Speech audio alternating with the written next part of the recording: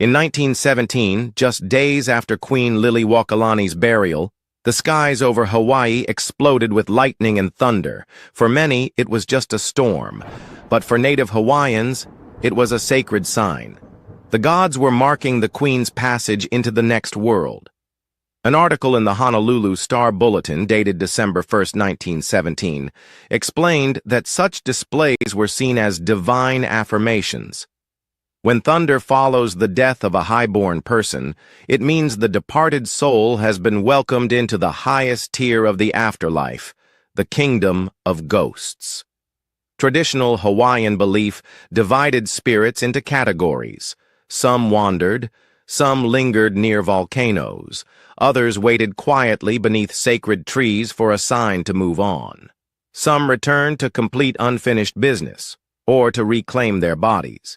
There's even a story about a man named Kalihoalu who died, transformed into a grasshopper, and then returned to life by crawling back into his own body through a hole he had exited from. In Hawaiian cosmology, death wasn't always permanent. It was a journey, a loop, a matter of knowing how to get back. But as Hawaii modernized, the ghosts didn't disappear. They just got weirder. In 1921, a mansion in Honolulu was renting for a mere $25 a month. 10 rooms, 4 bedrooms, servants' quarters, a garage, and a ghost. According to the Honolulu Star Bulletin on January 12th, this ghost had impeccable manners. He sat quietly at dinner, occasionally appeared during card games, never made noise, never caused a fuss. He'd be there, and then he wouldn't.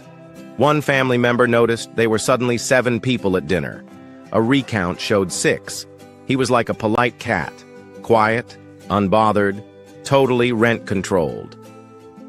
That same year on the island of Kauai, 4 boys were walking near the Kealia graveyard when they were startled by 2 white figures crouched behind a fence. They'd been pranked. 2 other boys had stolen bed sheets driven to the graveyard and waited in silence for their friends to walk by. One of the victims, known for bragging about how ghosts didn't scare him, took one look and sprinted for his life. Another was so frozen with fear that he ran into one of the pranksters and was relieved to realize it was just a friend. Still, even after discovering the joke, one of them insisted that the ghost they saw was the same one he'd seen weeks before. 1 year later, in 1922, the police in Hilo were called to a house on 1 Mile Post. Witnesses said a ghost was inside. Doors were locked from the inside. No one was found. More calls came in. A woman claimed the ghost of a man who died the year before was in her backyard. 6 officers responded. No ghost. They left 1 officer behind to guard the area from spirits. No arrests were made. Then, in 1925, Adam Wong, a postal worker in Honolulu, was in the basement of the federal building retrieving supplies. When he turned around, he saw the ghost of his former boss, Benedict L. Westkemper. Westkemper had committed suicide after being charged with postal violations. Wong said the ghost was dressed in the same striped shirt and dark pants he always wore and walked with his signature stoop. He didn't speak. He didn't float. He just walked forward and vanished into smoke. Wong wasn't afraid. He claimed he'd seen 3 other ghosts in his life. A Hawaiian murdered by a Japanese man, a Japanese worker killed in a sugar mill, a Chinese man who died falling from a horse. He believed spirits who died tragically could never find rest, and he believed some people, like himself, were simply born with the eyes to see them. He said, "I liked Westkemper, and he liked me. I am sorry he can find no rest." From the sacred signs of the sky to gentleman wraiths and playful pranksters, Hawaii's ghost stories blur the line between folklore and fact, between ancient honor and modern hauntings. Because on these islands, the dead don't always stay quiet, and sometimes they still have things to say. Welcome to the Cosmic Folds Paranormal Highway Hawaii edition.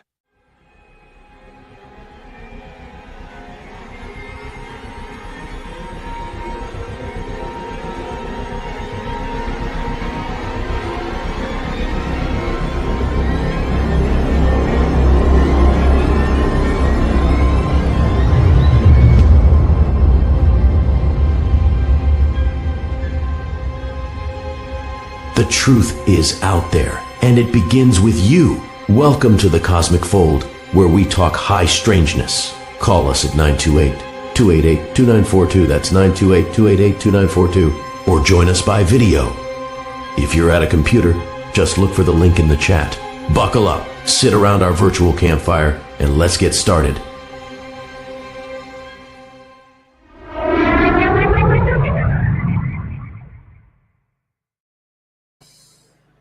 Hello, everybody. Hey, gang. Woo, we've got Bo, we've got Dave, we've got Al, and then you're stuck with me. And I saw Al's little puppy back there. I don't know where he went. Oh. There it is. Oh, yeah. Oh, it's a tiny terrorist. She's a Chihuahua. You have no idea. We call her, I have a new nickname for her, Lap Shark. It sounds like a cryptid. There are days. Oh, man. She's so cute. She is. Oh, so how's everyone doing? Is it really hot out there in Georgia? Yeah.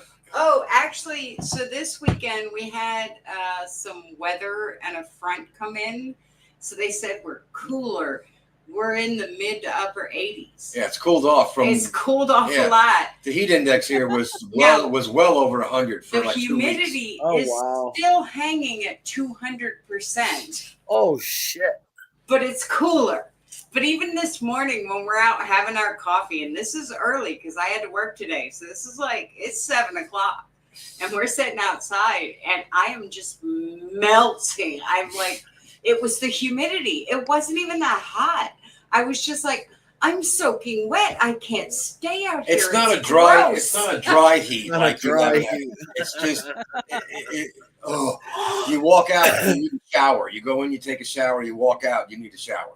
I walk out without my hair tied up and I'm like, I can't be out here. Or the bug spray. That's the other thing about the South and the humidity and the summer. Is that the chiggers are out, the no-see-ums, they're just flying teeth you can't see, but they burrow in your skin. And actually, with a lot of the chiggers, you have to put clear nail polish on them to suffocate them, to get them to quit itching your skin because they're still eating you. And there are real things like in the South. Yeah. Good times. I think I'll stay in Arizona. Oh, God. Well, Bove and I are in God's country here. It's not bad.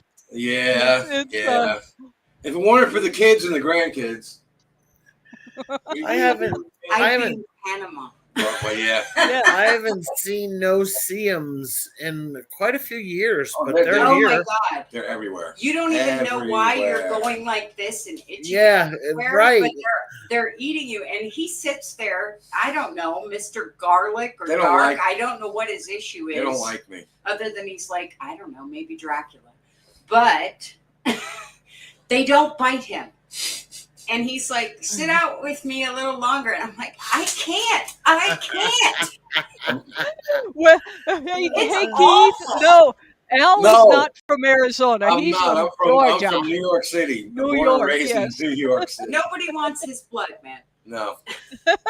I'm very sweet. Thanks for joining us, Keith. They don't like me. I'm also immune to poison ivy, poison oak, Similar, whatever all those poison plants. Show off. Yeah.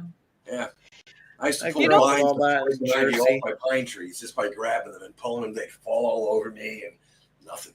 No, I've had to have steroid treatments to keep breathing because of how bad I have had to deal with poison ivy and poison oak. And it got into my face and my eyes and my mouth.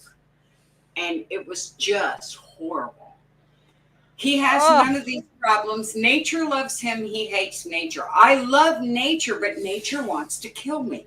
I'm allergic to everything. And I just want to be at peace with the world.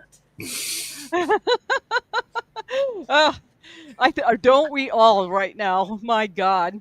Well, Hawaii is, what was interesting about them is that they take their ghosts and spirits quite seriously. I think it's a cultural difference there. Yeah. So very much. We have a heritage that goes on for decades, generations, hundreds of years, being on an island not connected to us. That you don't break the family code. And you know, I've been there before, and I just loved it. It was really wonderful. And but you know, even like in the newspaper roundup that I did in the beginning, they even if kids are scaring each other's ghosts, it was newspaper worthy because the ghost thing seemed to be very big out there. Yeah. And then the gods and the spirit. So we'll get into that in our little history lesson. And Al's going to get the challenge of his lifetime with some of these words. Yeah, but you know what? No one will know if I screw it up. Someone will. Someone will. Someone will. Send letters. All right. Ooh. Well, here we go. Hawaii. Okay, she's got to go look for something. Hawaii. From kingdom to 50th state.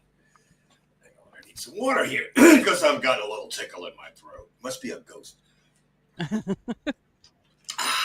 From Polynesian voyagers to pineapple empires, Hawaii has seen kingdoms rise, queens fall, and tourists in flip-flops dominate the landscape.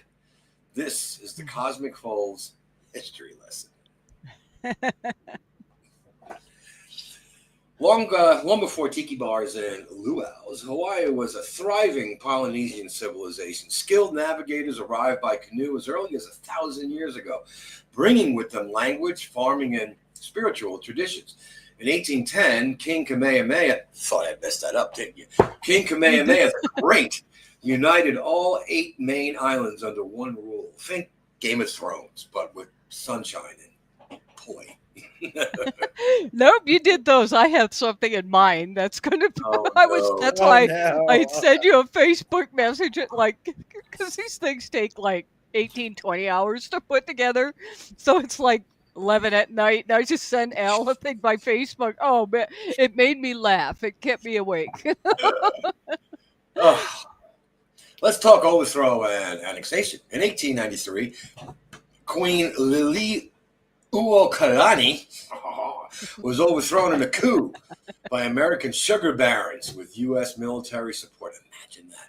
Despite petitions and protests, Hawaii was annexed in 1898. The monarchy was gone, at least officially, but spiritually, some say the monarchy never left.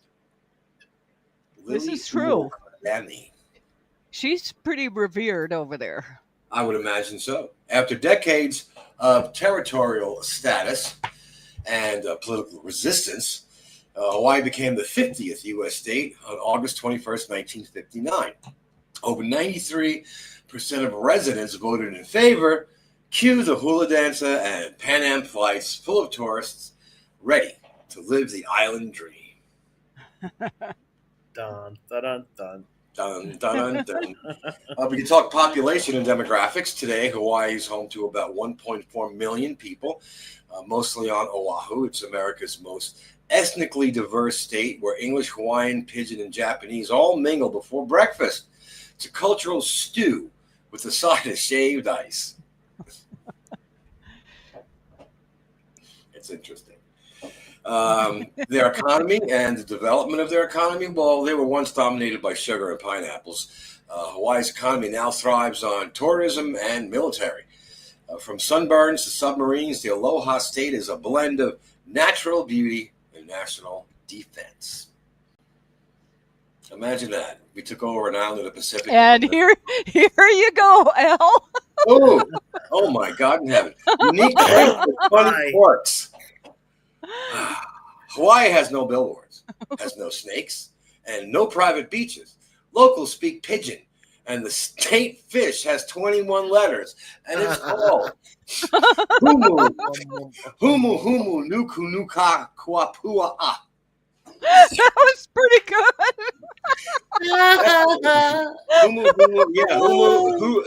Humu Ukanuku Apua. That's the Hawaiian name for the reef triggerfish, also known as the rectangular triggerfish, the wedge-tailed triggerfish, or the tongue tire. Paradise is weird, and we wouldn't have it any other way. Thank you for that, Deb. Appreciate it. Yeah, that's a good just one. for you. Just for you. Come on, mama. Government cultural revival.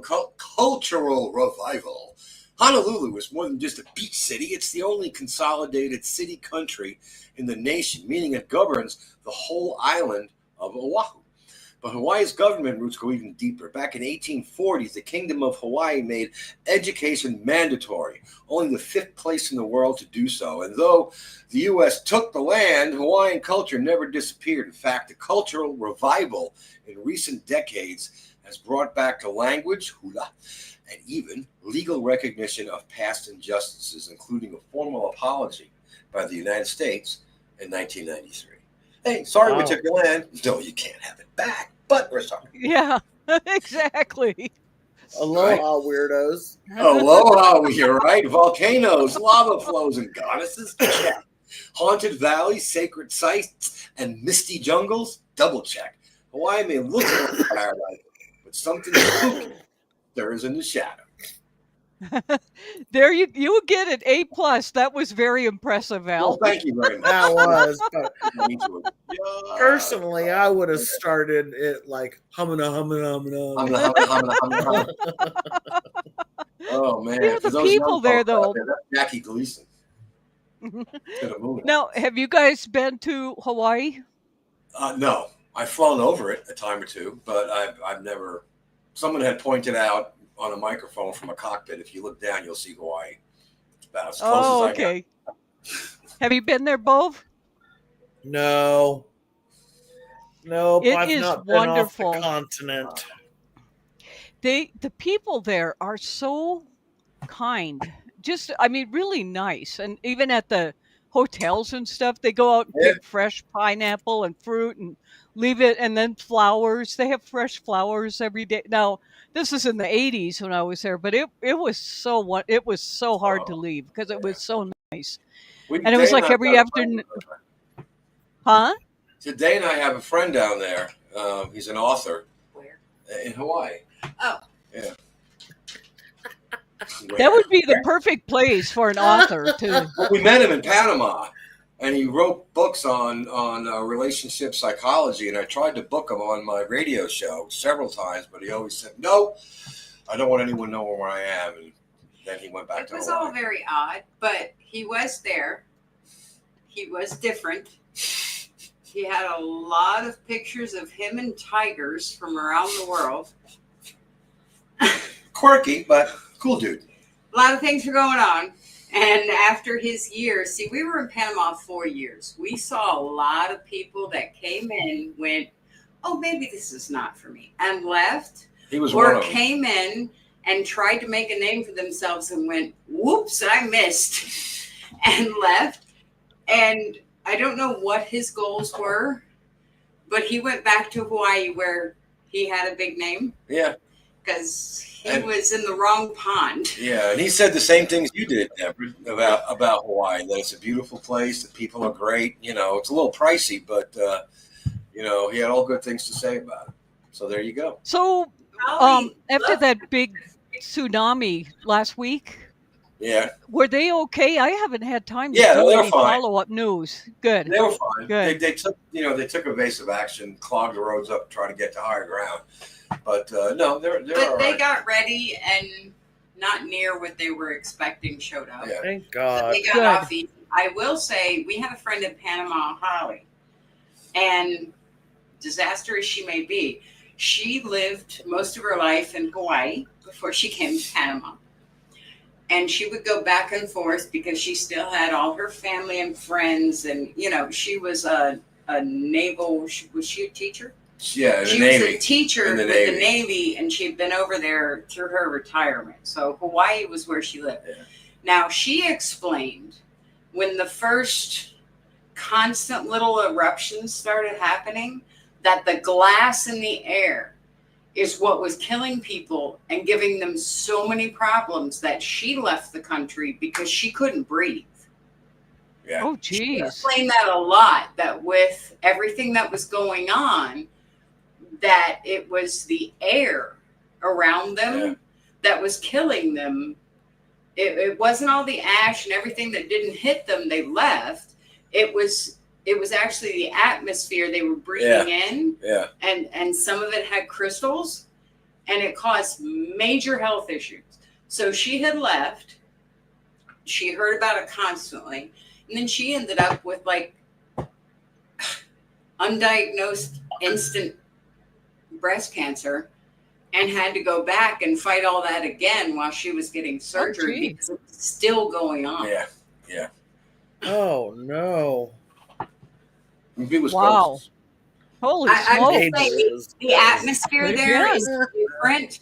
We lived in a place with volcanic soil in a dormant volcano, and all their produce was so much fresher. Their coffee is better. Everything is richer. The soil is rich, but the air can become toxic.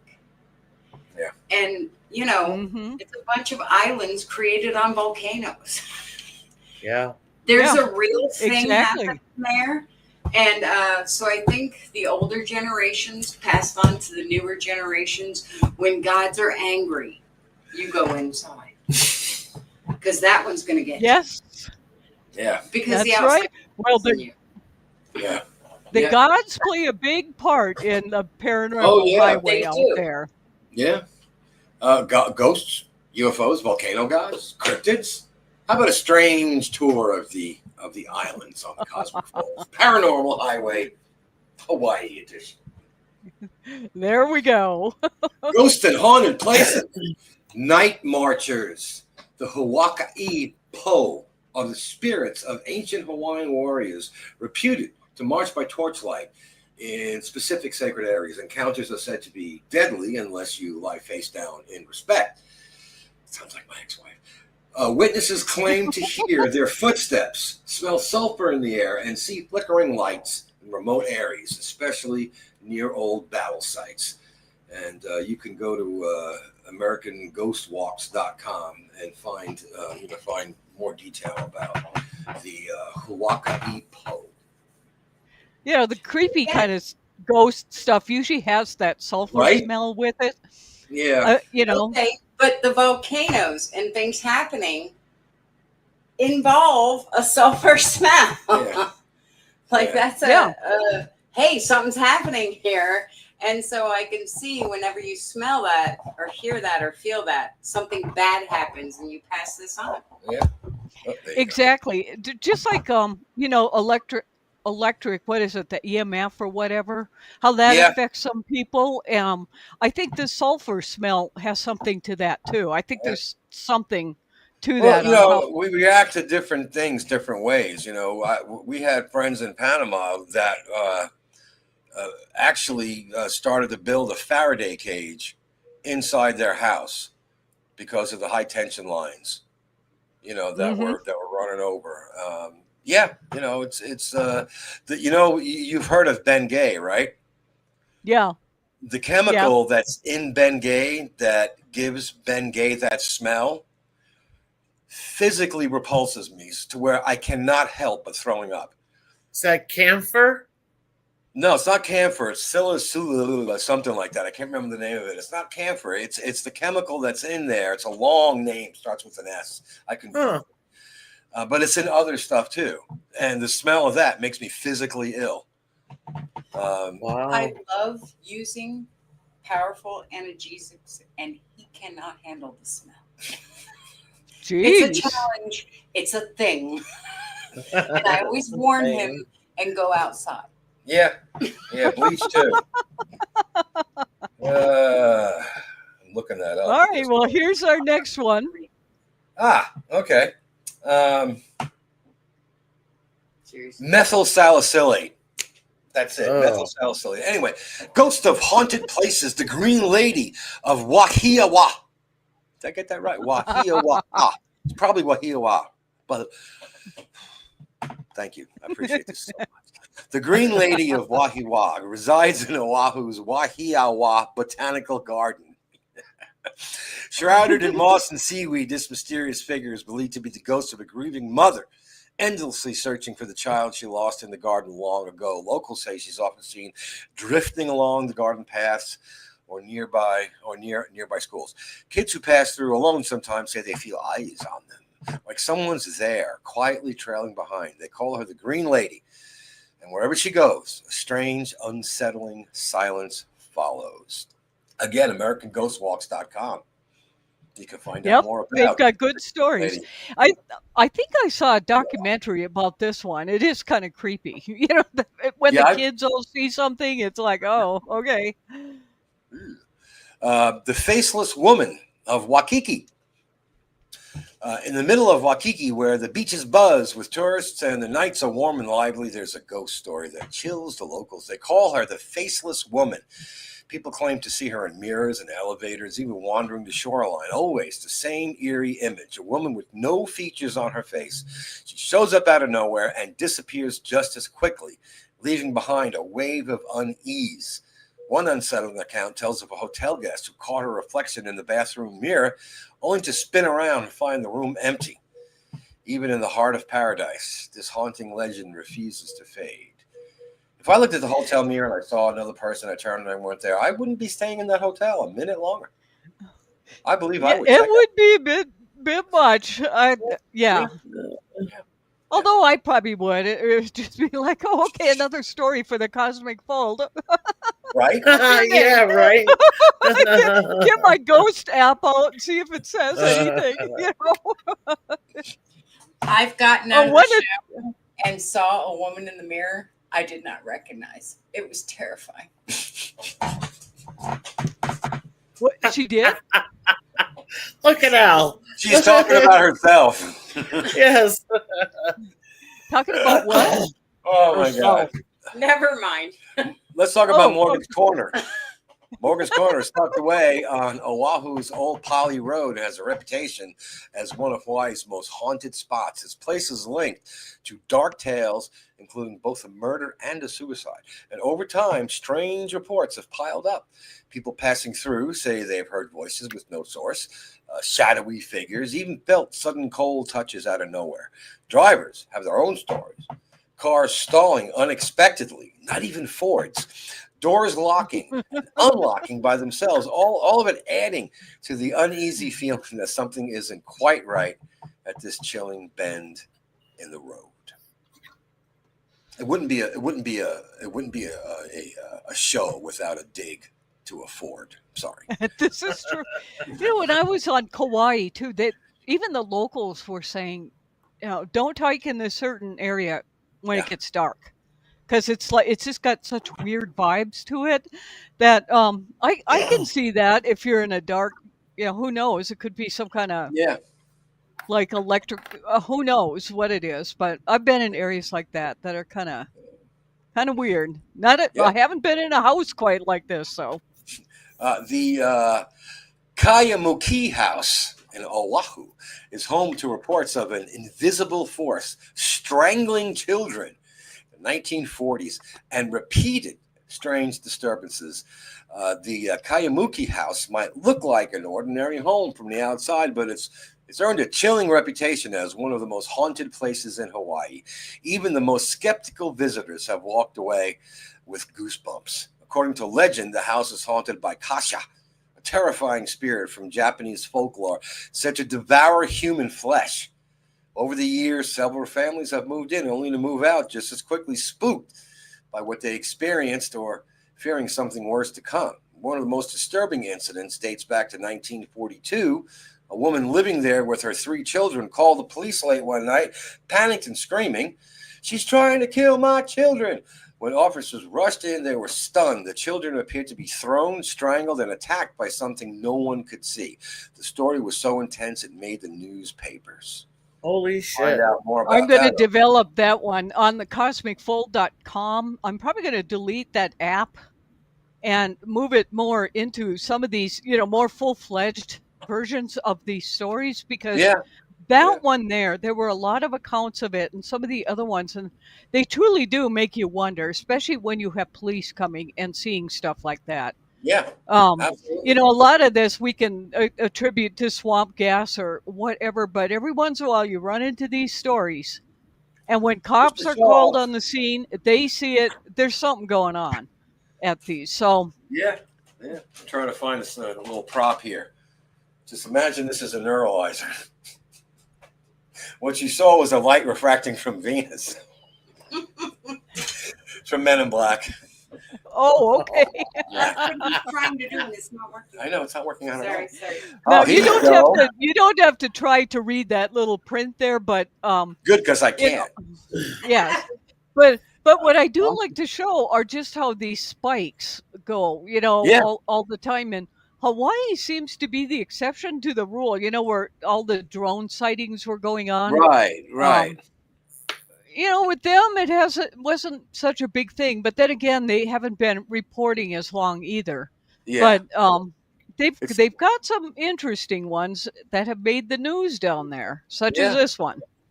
Oh, the unidentified aerial phenomena, UFO, as reported by Hawaii News Now. On the night of December 29, 2020, multiple residents on Leeward Oahu spotted a mysterious blue object in the sky, prompting 911 calls and sparking widespread curiosity. The glowing oblong shape was seen flying rapidly through the air before reportedly plunging into the ocean near Farrington Highway. One witness, Misatina Sape, captured video footage near Haleakala Avenue in Nanakuli. Good job. That was good. Another witness, Mariah, and her family were so intrigued they followed the object in their car, describing it as larger than a telephone pole. That's an odd reference, isn't it? Completely silent and moving incredibly fast. She later claimed to see a second small white light following in a similar path. The FAA was notified after a large blue UFO seen above Oahu. There's a video. I guess you could probably find that going to Hawaii News Now.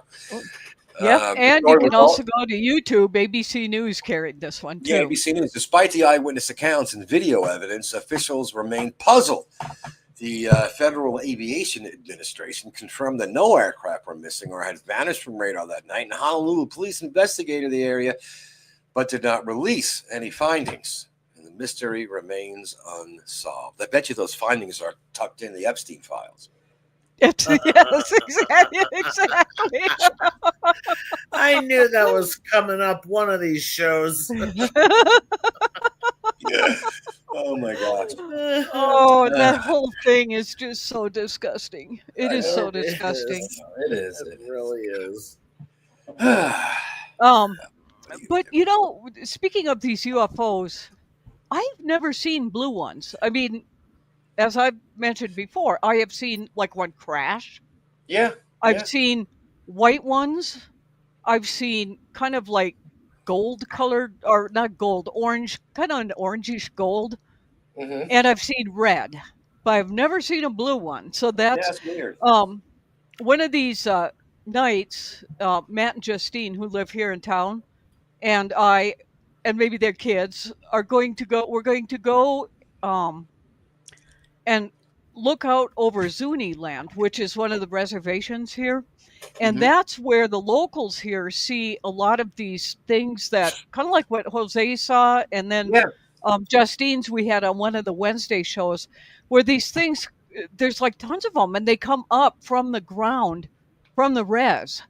So we're going to go out there. If I can handle a live stream, I'm not sure. I've got this portable thing that might work and can set up all kinds of stuff, and we'll put train cameras and stuff out there. Otherwise, I'll just put a lot of cameras and film and see if we can see anything. But that would be interesting too. And I would love to see a blue one like what they have, because that would be, if you ought to get Keith, if you're still there, you ought to come with. We should have a UFO watching party out there. And hey, that would be a blast. You might. Yeah. I don't know. I don't know how much these things are, because you never have a reason to investigate. But what about, you ever thought about putting a trail cam up? I'm very seriously thinking of it. It's and actually on the top of my building I want to. But it's been so hot, I'm afraid it'll melt it or something up there. But when it cools off, I think I will. Some kind of motion detector, because there's a lot of sightings out here where I live, and there always have been. Sure. It's like one of those areas, sort of like by Skinwalker Ranch, where I have this theory that they're visible around where there's uranium deposits. And so there's a lot of that runs through Utah, Arizona, the Four Sure. Corners area. Yeah. So, it'd be real interesting to put something up on my roof and see what happens. I'd watch it. Yeah, it would. You never know. Probably, although I was up there 2 weeks ago cleaning off because it's kind of flat and it joins an office next door. So I couldn't believe all the cat poop up there. It's like, okay, some cat poo up there. And then birds. The reason I clean it off, it's because birds fly by and they take a dump, and then trees start growing out of it. Well, we don't need roots coming down into our Yeah. So that's why we had chickens, and I can tell you with great certainty that 2 or 3 inches of mud that was in the chicken run wasn't mud. Yeah. Yep. Agreed. Dave's got a phone call. UFOs. Again, UAPs. I like UFOs better. I don't like UAPs. I think they're trying to hide something from us. Let's change it today. Maybe they won't care. Yeah. March 10th of 2024, article exploring Hawaii's UFO culture, SF Gate, San Francisco Gate, reports that Lisa Thompson, who holds a PhD in organismal biology and anatomy, has spent the last 3 years living on the Big Island, where she's gathered countless firsthand accounts from locals about strange encounters. One story came from a nighttime fisherman who was out with his brother several miles offshore in the deep, pitch-black water around 3 a.m. Without warning, the ocean around them suddenly lit up, bright and unexplained. In another account, someone fishing nearby reported seeing a massive glowing object rise straight out of the water, so shocking that they left their equipment behind and sped off. According to Thompson, others have witnessed similar UFO activity with strange lights flying into the mountains or diving into the sea. That's pretty common where they go in and out of the sea. Yeah. So. Yeah. Legends of the Gods. Do you remember that book, Chariots of the Gods? Yes. From back in the 60s, I think it was. 70s. Yeah, that was a great book. In Hawaiian mythology, many stories explain how the islands themselves were formed by the gods. A major figure is Pele, the powerful goddess of volcanoes and fire. One of her greatest rivals was Kamapua'a, a pig demigod who controlled the rain. Their epic battle was a classic struggle of fire versus water, and it said their fight carved out volcanic landscapes we can still see today. Pele also had a famous rivalry with Poliahu, the goddess of snow. On the great mountain of Mauna Kea, these two forces of fire and ice would clash, even competing in supernatural sledding contests. I paid good money to see that, man. Is that a pig on a sled? I want to go sledding with the gods. You know, a lot of these folklore, I think most religions are just based on these kinds of things where, primitive people were trying to explain how things formed and where life came from and all of that. So, I mean, theirs reminds me kind of a colorful version of Native American story too. Yeah, I'm sure there is. But the legends aren't just about Pele. We're going to go with Pele because the soccer guy. Yes. The stories also tell of the Mo'u, or the Mo'o, who were powerful, shape-shifting lizard spirits that guarded freshwater ponds and streams. Some of these guardians, like the goddess Kihawahine, like the goddess Kihawahine, that one snuck up on me, were once human royalty who became protectors after they passed away. These myths are tied directly to the land, from Mo'u being turned into stone to create a landmark, to the mountain Mauna Kea serving as a landing spot for a hero named Nu, who survived a great flood in his massive canoe. Overcompensating there, Nu. You know what was interesting in trying to find things about cryptids out there? The few that there were all linked back to these legends of the gods, the stone things, so they don't have like tons of cryptid stuff, but we've got a few, and I doctored some up just for Al. Oh my gosh. Cryptids and critters. The Menehune are Hawaii's legendary hidden people, and that might be the Menehune. Tiny forest-dwelling craftsmen who supposedly build fish ponds, roads, and temples overnight, like ancient contractors on a sugar rush. Described as dwarf-like and mischievous, they're more likely to prank you than terrify you. Traditionally, they've been seen as magical, shy, and just trying to get their stonework done before sunrise. That's interesting. That is a copy of Aesop Fables. I didn't remember Aesop. I knew I heard it. Thank you both. The shoemaker, that was my favorite fable. Oh, now I gotta look that up. Maybe Aesop's copied this. Yeah. I was reading some reports because some anthropologists, you know how they're finding so many different kinds of sapiens, different, humanoid types of beings. And some of them are those real little people. Yeah. And so in the wee hours of the morning, I was skimming through some article where some anthropologists were saying there might be something to this legend that some of these little people that they've been finding, maybe these are still some of them living in the jungle, or that they used to exist out there. I thought you were going to say I was up at the middle of the night and I went outside and someone had built a road and a bridge and a little hotel in my front yard. They are fixing the hotel there next door. But wait, there's more. In recent years, some modern cryptid fans and paranormal sleuths have started wondering, are the Menehune actually a mini version of Bigfoot? Like maybe Bigfoot's fun-sized cousin? These folks lump them into a category of Littlefoot creatures. Littlefoot creatures.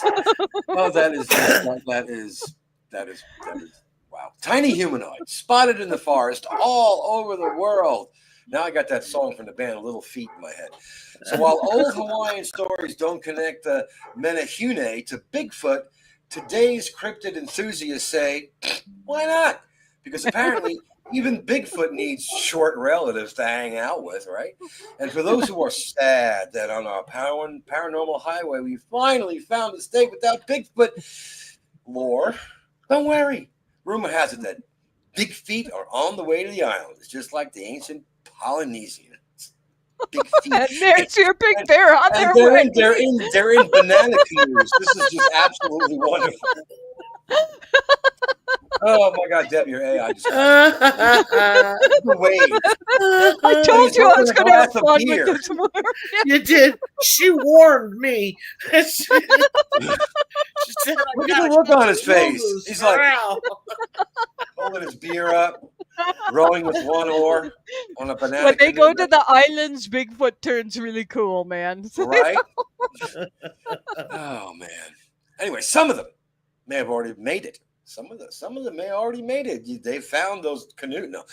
As a March 2025 article in, get this, Squatchable reports. That's the name of the Squatchable.com. That is all. I learned so much from this show. We have the Bigfoot of Monarcha. Quote, we have the Bigfoot of Monarcha spotted on Monarcha near Monacaria Observatory, Hawaii, Big Island. I am so sorry to all you Hawaii people out there that I'm just like obliterating your language. I promise you I'm doing the best I can. A group of 6 researchers studying, I blame Deb, atmospheric conditions near the Monarchia Visitor Center witnessed an enormous humanoid figure walking along the slopes at twilight. One witness, Dr. Ryan M., described the encounter as unlike anything I've ever seen. The researchers also found large footprints in the volcanic ash, measuring nearly 18 inches long. That's not a foot, that's a foot and a half. Unfortunately, Squatchable does not provide any confirming reports or links. Monarchy. I think somebody was pranking him. You know that guy? There was a guy, I don't remember his name. I don't remember when or where, but I remember the story where for like 30-something years, he had these giant shoes he made shaped like a 3-clawed like Godzilla footprint, and they were giant. They were like 3 feet, by a foot and a half. And he'd go out in the middle of the night and he'd walk on the beach. He did this for 3 freaking decades without getting caught. I bet the newspapers covered it. It turned into a legend. I'm telling you. That's hilarious. That's just hilarious. Anyway. But we finally found our state with no Bigfoot. With no Bigfoot. Yeah. Now we got to find a way to import or export a Bigfoot to Hawaii. In Hawaiian mythology, Mo'u are shape-shifting lizard spirits known for their powerful connection to water and weather. They can appear as huge reptilian monsters, small geckos. They might try to sell you insurance, or even take on human form. Often considered aumakua, family guardian spirits, they were respected and sometimes feared. Mo'u were believed to live in fish ponds and other watery places, and most stories describe them as female. When a Mo'u dies, legend says her body turns to stone and becomes part of the land itself. And that one links back to their cosmology, God kind of story things there. So that's what I'm saying. There's no shortage of stories about shape-shifting lizard spirits and people, True. Very true. They're everywhere. Fishermen reported a massive shark whose shadow eclipsed their 30-foot vessel, speculated by cryptozoologists as an unknown deep water creature. No one's seen The Meg? It was a great movie. Nope. That's right up there with Scary Dolls. Megalithic, yeah. Yeah. I have developed an unnatural fear of deep water, and I don't know why. You were talking about that. Yeah, I grew up on an island. This should not be a big deal. When we got down to Panama, a friend of mine decided that he wanted to, charter a fishing boat. Not charter it like him charter. He wanted to buy a fishing boat to charter it to other people. And he, I set him up a nice website, and he hired me to take video. So I went out there. I got a picture of me with like 3 cameras strapped around me, a single, what do you call those, mono posts with the GoPro on, and all this equipment. And we're leaving the Bay of Cherokee, Bocas del Mar, and this is nice. This is really great. The wind's in my hair. I actually had hair below, down past my shoulders in Panama. Wind is blowing my hair all over, the smell of the salt air, and it was beautiful. We were leaving at sunrise, and the bay was glass. It was just so beautiful in the sunset and all the colors and everything. Anyway, a little time passes, and we're out, and I'm getting my equipment ready, and I go up to the wheelhouse and I look at the depth finder. And it reads like 4,000 feet. We were in 4,000 feet of water. And I didn't know, but at the time we were 50 miles into the Pacific Ocean off the coast of Central America. I had no idea.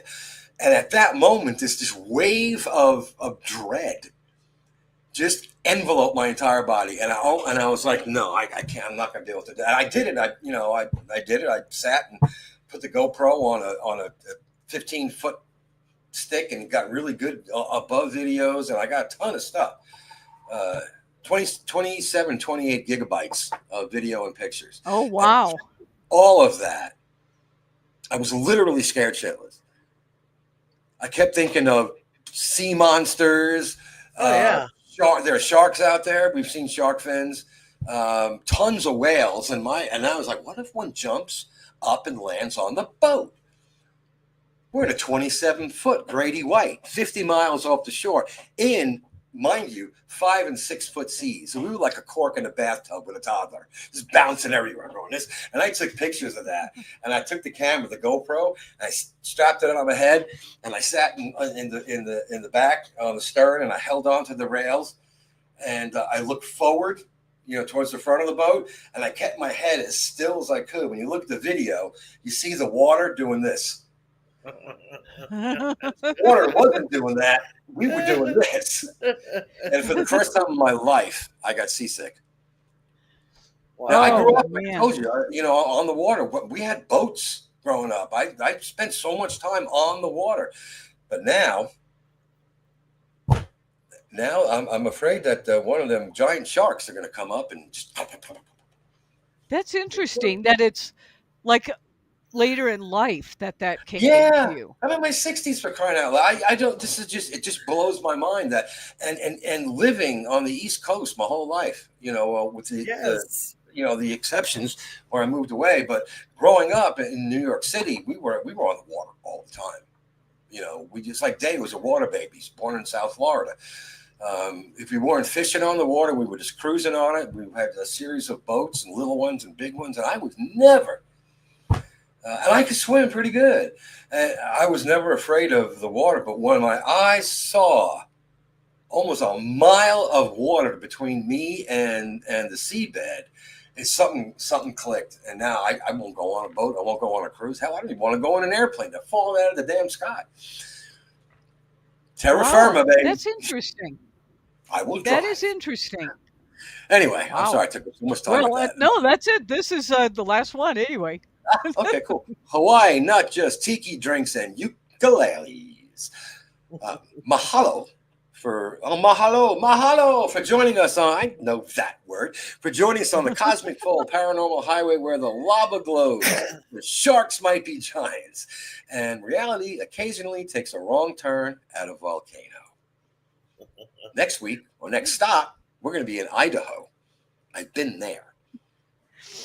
Oh, I've driven to that too. So, yeah. So that was Hawaii. That was It's Hawaii. interesting. It's cool. I'd love to visit there one day. I doubt I ever will, but I'd like to as well. There, I mean, granted, nothing compares to Central America, to Panama. That was so beautiful. It just, you wake up in the morning. Oh, look out the window at an active volcano. They mentioned it was dormant, but it's not. It's active. It erupts every 400 years historically, and it's been over 500 years since it erupted last time. But you look out and there's banana trees in your backyard and pomegranate trees and a volcano out the window. But I would still like to see Hawaii. Oh, it's gorgeous, especially if you go on the little islands. Not necessarily. I mean, maybe things are changed now with the tariffs, where we don't have that many, or the tourist industry is dying. Yeah. When I was there were so many people from Japan. It was like a ton of tourists, and it was packed in Oahu. Yeah. But New York little to Hawaii islands takes longer to get to than Japan to Hawaii. But the little islands weren't packed like that, and they were still had that rural kind of flavor to them, and you could go around hiking and and they take you from it really was gorgeous there. I loved Kauai. I don't know how I get there. I'm not gonna take a boat. Yeah, you won't be taking a cruise over there. No, but I would really like to go. The town we lived in, it was a pueblo in the mountains. On the Costa Rican border, and it had its touristy times, but for the most part, if you stayed out of the touristy areas, I made a lot of friends there that were natives, and not just native Panamanians, but the Guna tribe, the indigenous. I've been to their islands, and they live. You could take these people literally and pick them up off the island, go back 20,000 years. And drop them in the exact same place, they would be fine. It blew my mind. Yeah. I'm sitting there in a tent, and this dude comes up literally in a loincloth on a handmade dugout canoe with a freaking spear, and he's got a boat full of fish. These people are amazing. No electricity, no plumbing on that island, which was fun for a week. Well, I lived off bathrooms. It was just an island with a thatched roof, homemade hut. And here come the ugly Americans, and we brought a 4 generator with us and tents and all kinds of stuff. And they're like, "What are you doing?" But they were kind and nice, and they fed us very well. Mm-hmm. And I imagine that those outlying islands on Hawaii, where there's a lot of natives, to the that's area. where you're going to find, Yeah, that's where you're going to find experiences like that. I mean, I'll take the ghosts.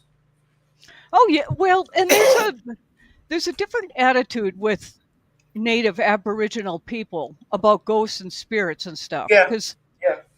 like the Christian oriented countries, those are all like wickety wickety and devils and whatever. Right. But And they had the one ghost. yeah, but these native kind of communities look at it more as, oh, the ancestors are coming to visit. Yeah, well, it's a lot more personal. It's a lot more. It's tied tied to the land, tied to their heritage. It's not tied to a deity. Although there are deities, but I find that the people that you described in Hawaii are very similar to a lot of the indigenous peoples that I have had the privilege of spending time with. Their cultures and heritages are ancestral, and they're largely maternal. They are maternal. They're matriarchal societies. Imagine that, though. There's no like wars. Well, and the thing is, they don't have organized religion in the name of their deities.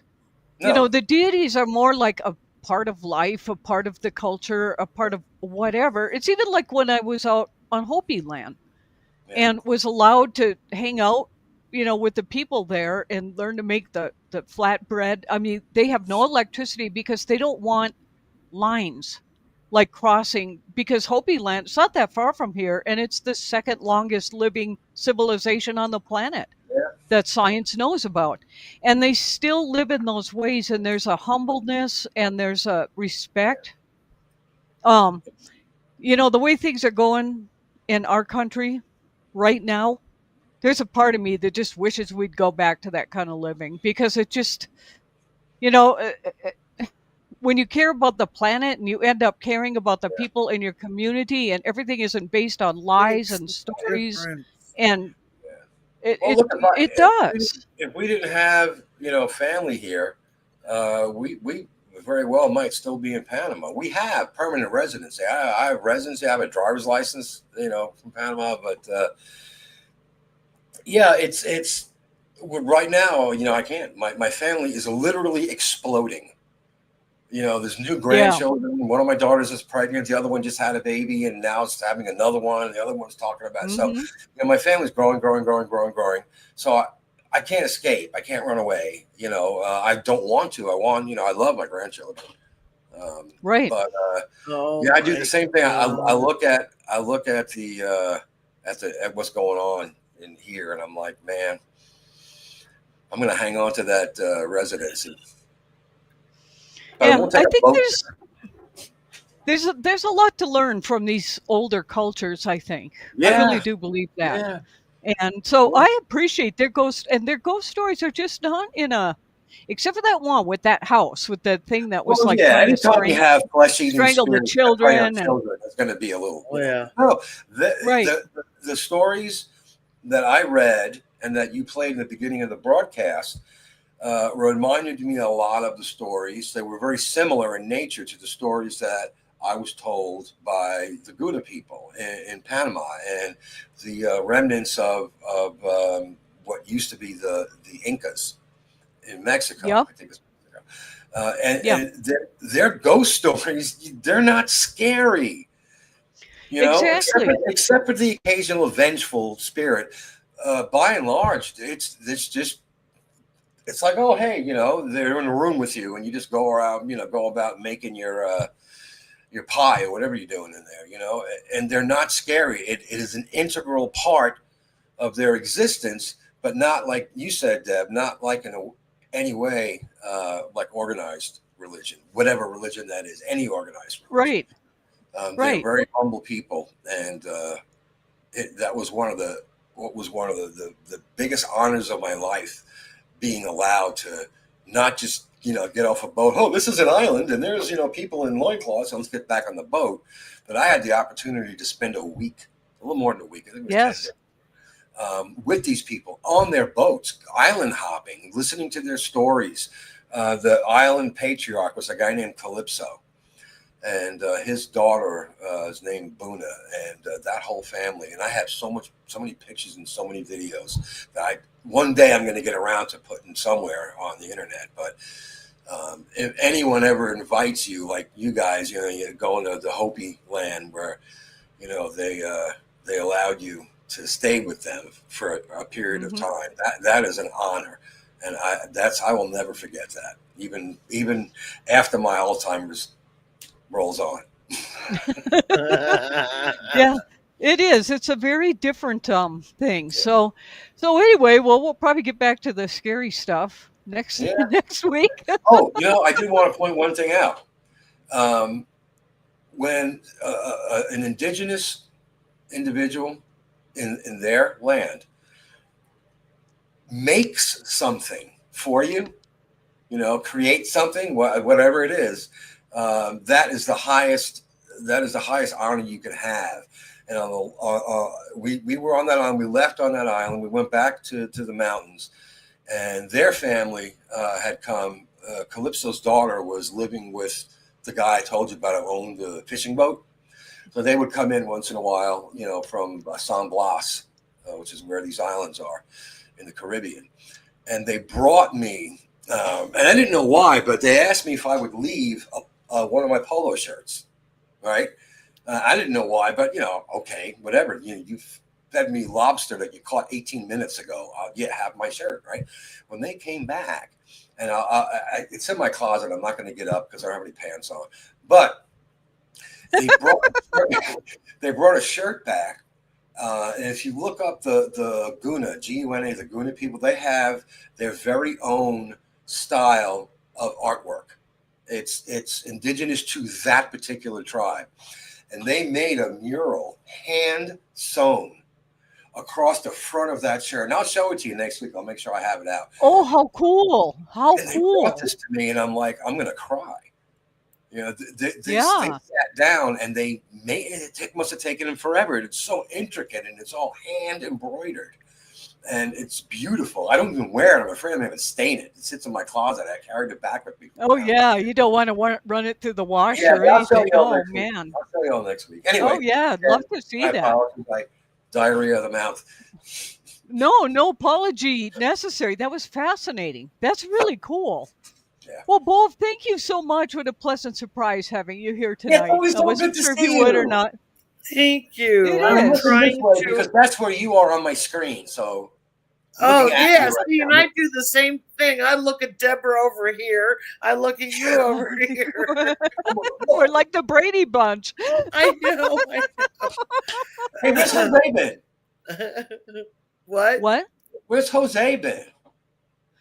He's got some issues going on. Okay. We'll just leave it at that. Yeah. I understand. Okay. As long as he's okay, he's reasonably okay. I like Jose. I don't know if he's okay or not. He's had some things. Yeah. I hope he is okay too. Before we butt out of here, I just have one or two personal things that I want to touch on. I was born in Newark, in Jersey, Al. So I grew up in Northeast Jersey. Yep. I am down the shore. Every summer we went down the shore. We had an in-ground pool. We went to the lake. There was a brook running through our yard. I grew up a water baby too. The same thing. Now I'm 60 years old and I stand on the dock looking at the beach. I go, no fucking way. Ain't no fucking way. It ain't happening. Yes. Preach it. I'm sorry, How Al. interesting. I am sorry, Al. That's interesting. What do you think made you change what do you think brought that on for you, Bov? I grew up on the Atlantic Ocean, and then we moved out here, and going to California was never an issue. Going to the Pacific Ocean was never a problem. Until I got with Marlon, we had the kids. That was mid-95. And we went out there, and the undertow took me, and I panicked for the very first time ever. Oh, yeah, with an undertow. In water. I thought I was drowning. I could not find up. Yeah. There was no finding up. You have to wait for the water to spit you up. Yep. Wow. And it scared the ever-living fucking shit out of me. And plus a jellyfish decided to take a sting out of my ankle, too. So... Oh. I like pools. Yeah, I wouldn't go in either. In-ground pools. Pools have to be heated. Yeah, well, not here. They don't. Trust me. I guess not. Okay. Did you have another story, Bo? No, Al said. I was gonna make a comment about Al and all his exploding family. He's an Italian grandfather. Abbondanza. I'm a no-no. That's what they gosh, I got two Italians here. Yeah. You got grandbabies. Papa. Oh, yeah. And they're perfect. They're all perfect. Of course and the ones they that are. Going to show up, And you know what? God bless you, man. Good for you, Al. This one coming in a few weeks is will be my first grandson. I have all granddaughters. Oh. And I don't know if that means anything. That's a good thing. But I got a lifetime of electrical and carpentry and building stuff and a whole shed full of power tools and welding equipment, and I tinker just like a lot of those old men do. I tinker, and it'd be cool to teach someone how. I tried teaching my son-in-law to weld, and that did not.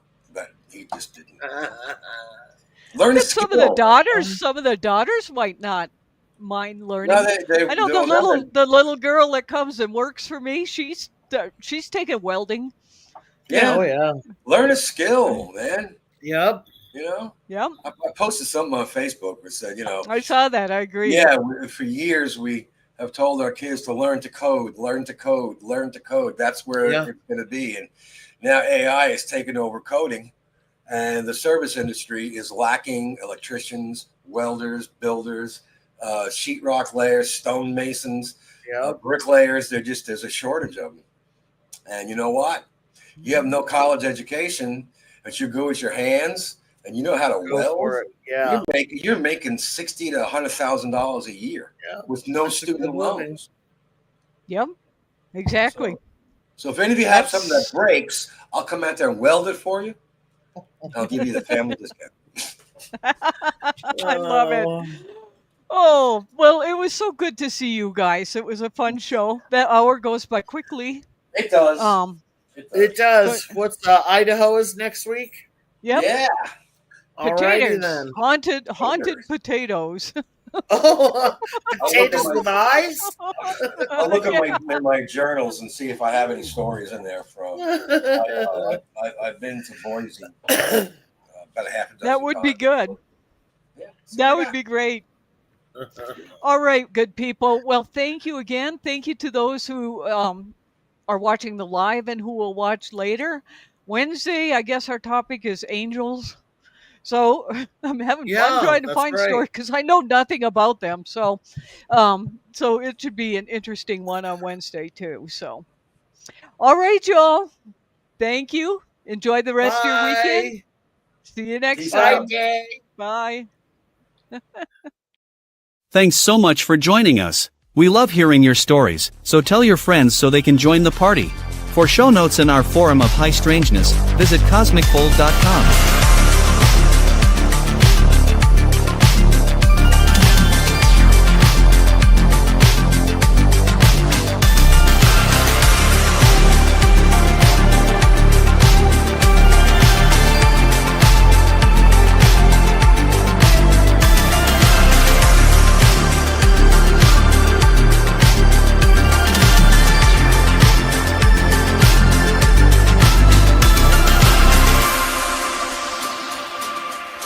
Remember, Cosmic Fold airs live on Wednesday and Saturday nights, so be sure to subscribe and click the notification bell to know when we're on air. Thanks again and have a great evening.